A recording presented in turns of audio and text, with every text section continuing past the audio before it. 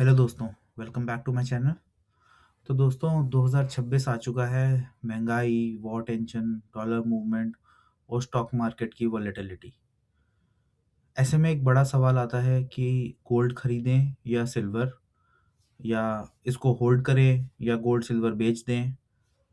आज इस वीडियो के एंड तक आपको क्लियर आंसर मिल जाएंगे।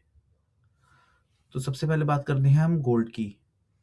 तो गोल्ड जो है वो एक सेफ इन्वेस्टमेंट माना जाता है। जब मार्केट गिरता है, इकोनॉमी स्लो होती है या जियोपॉलिटिकल टेंशन होती है तो गोल्ड हमेशा शाइन करता है।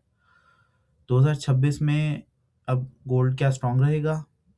तो ऐसा लगता है कि यस, गोल्ड जो है वो 2026 में भी बढ़ता रहेगा। इसके कई कारण हैं। जियोपॉलिटिकल सिचुएशंस भी, जैसे अमेरिका ने अभी अटैक कर दिया है वेनेजुएला पे।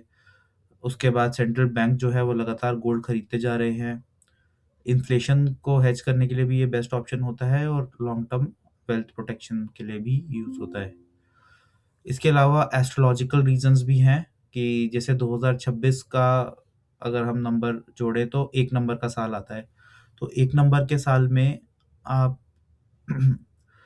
जो 1 नंबर का साल है वो सन को रिप्रेजेंट करता है, और सन जो है वो येलो कलर को रिप्रेजेंट करता है। तो गोल्ड जो है वो येलो मेटल है। तो इसी वजह से एस्ट्रोलॉजिकली भी गोल्ड जो है वो एक स्ट्रॉन्ग पोजीशन में है। और अब बात करते हैं सिल्वर की। तो सिल्वर में क्या होता है, जनरली हाई रिस्क और हाई रिवॉर्ड मिलता है। और सिल्वर जो है वो मेटल नहीं है, वो एक इंडस्ट्रियल मेटल बनता जा रहा है, क्योंकि ये ईवीज, सोलर पैनल्स, एआई और इलेक्ट्रॉनिक्स इंडस्ट्री सब में यूज़ हो रहा है। तो दोस्तों हमने 2025 में देखा है, जब सिल्वर चलता है तो ये 2 से 3 गुना तेज़ मूव करता है। बट ये याद रखिए कि ये गिरता भी उतनी तेज़ी से है। इसमें वॉलेटिलिटी भी ज़्यादा होती है।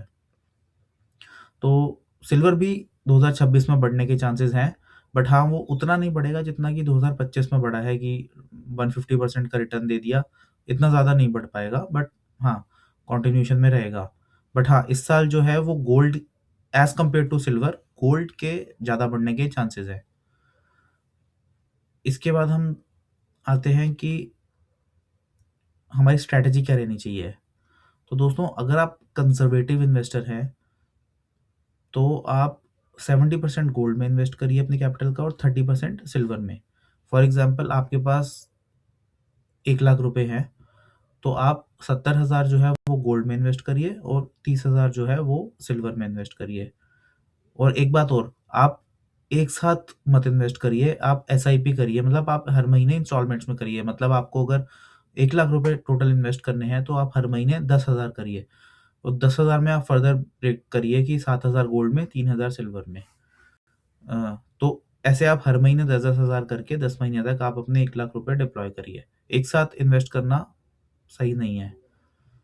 और इसके बाद अगर आप मॉडरेट रिस्क ले सकते हैं कि थोड़ा बहुत चलो रिस्क ले लिया, तो आप 60% गोल्ड में इन्वेस्ट करिए और 40% सिल्वर में, यानी कि 10,000 में से 6,000 गोल्ड में, 4,000 सिल्वर में। और अगर आपका रिस्क एपेटाइट ज़्यादा है, अगर आपको रिस्क ले सकते हैं, तो आप 50% गोल्ड में करिए और 50% सिल्वर में, मतलब 5,000 गोल्ड में और 5,000 सिल्वर में। बेस्ट तरीका इसमें आप ईटीएफ कर सकते हैं अगर आपको फिजिकल गोल्ड नहीं लेना तो, क्योंकि फिजिकल गोल्ड अगर या फिजिकल सिल्वर आप लेते हैं तो ये लॉन्ग टर्म के लिए आपको रखना पड़ता है, फिर बेचना, जाना, खरीदना इतना ईजी नहीं होता। ईटीएफ में ये होता है कि आप ऑनलाइन सब कर सकते हैं। मैं पर्सनली ईटीएफ में पसंद करता हूँ ये काम करना। मैं एसजीबी भी लेता था गोल्ड के लिए, सोवेरेन गोल्ड बॉन्ड्स, बट अभी आजकल वो बंद है, अभी गवर्नमेंट ने उसको बंद कर दिया है। अ, अब 2026 में ये मिस्टेक्स आप मत करना कि आपने सब कुछ सिल्वर में लगा दिया, ये देखकर कि पिछले साल 150% सिल्वर भागा था, गोल्ड कम चला था उससे एज़ कम्पेयर टू सिल्वर। तो इस साल ऐसा नहीं होगा, सिल्वर उतना तेज़ नहीं जाएगा, गोल्ड सिल्वर से ज़्यादा जाएगा। गोल्ड वर्सेस सिल्वर की एक रेशियो भी होती है, उसके बारे में हम कभी और बात करेंगे। तो अभी उस रेशियो के अकॉर्डिंग गोल्ड के बढ़ने के ज़्यादा चांसेस हैं। शॉर्ट टर्म के लिए मत इन्वेस्ट करिए। अगर आप इन्वेस्ट कर रहे हैं तो आप लॉन्ग टर्म का मान के चलिए कि 1-2 साल कम से कम आप इन्वेस्ट करेंगे या उससे ज़्यादा भी करिए। और जब भी मान लो किसी दिन गोल्ड या सिल्वर के प्राइसेस बहुत ऊपर चले जाते हैं, तो आप उस टाइम पे इमोशनल बाइंग मत करिए, आप डिप का वेट करिए। कोई भी चीज़ ऊपर गई है तो वो कुछ टाइम के लिए डिप ज़रूर लेगी। तो जिस भी दिन ईटीएफ में आप देखें कि कुछ डाउन है, कुछ डिप आया है, उस दिन आप जाके इन्वेस्ट कर सकते हैं।